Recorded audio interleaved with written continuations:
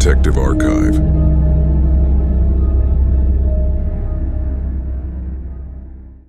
Christopher Lee Watts was born in 1985 and his wife Shannon Watts was born in 1985. They met in 2010 and got married in 2012.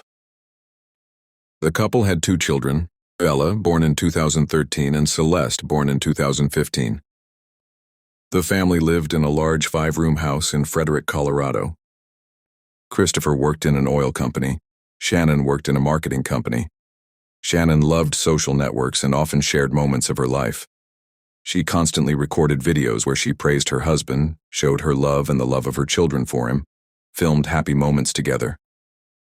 In particular, there is a video where she tells Chris that she is pregnant with her 3rd child and shows his happy reaction, or where the daughters sing a song for their dad. At the time of the events, Shannon was 15 weeks pregnant with a boy. August 13, 2018. Shannon was returning from a business trip from Arizona. Her plane landed at 1:38 a.m., and she was met at the airport by her very close friend and colleague, Nicole Atkinson. Chris was waiting at home with the kids. During the trip, Shannon complained to Nicole about the quarrels with her husband. By the way, the girls were old friends and called each other every day and talked for a long time. Their certain ritual was to call each other in the morning. When Nicole couldn't reach Shannon in the morning and didn't receive a call from her friend, and Shannon missed a planned meeting with Nicole, she became worried and drove to Shannon's house at 12:30. The house was locked. Shannon's car was in the garage.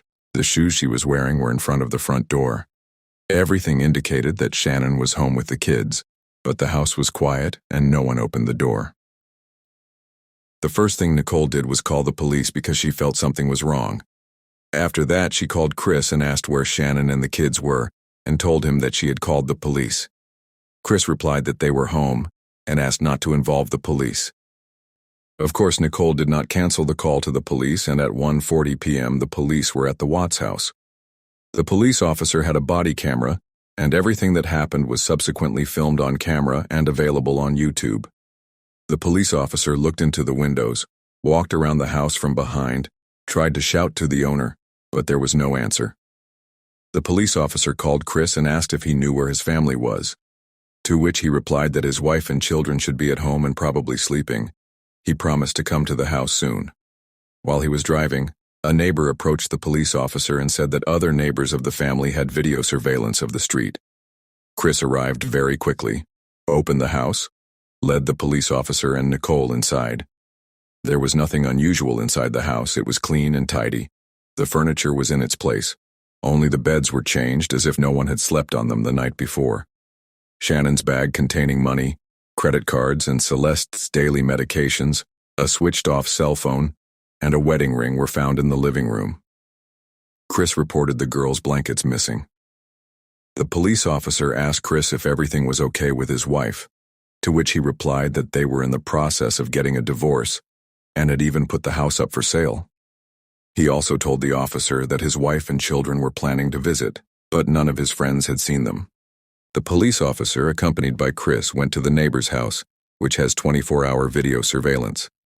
Even before the video was found, Chris said that he had been loading tools, a computer, books, and other things belonging to him into his car at night. The neighbor's camera showed Chris pulling up his large pickup truck at 5:17 a.m. and loading his things for over 50 minutes. According to the video from the cameras, Shannon and the children did not leave the house, to which Chris said that they could have left from the other side, where the cameras do not cover the street, to which the neighbor replied that this was impossible. Overall, Chris was confident and not nervous while watching the cameras. In the meantime, Shannon's bank card transactions were checked, but none were made. According to Chris, Shannon returned home around 2 a.m., and at 4 a.m. he and his wife had an emotional conversation, after which he left at 5:15 a.m. and knows nothing of their whereabouts. Chris has been publicly appearing on television, asking the girls to come back, giving interviews. When Chris was taken to the police station, he took a polygraph test, which he failed. Overall, he was pretty cool, confident, and not nervous at all. Around the same time, it turned out that Chris had a mistress, who was also questioned and said that Chris told her that he was in a relationship and had 2 children, but she did not know that his wife was pregnant.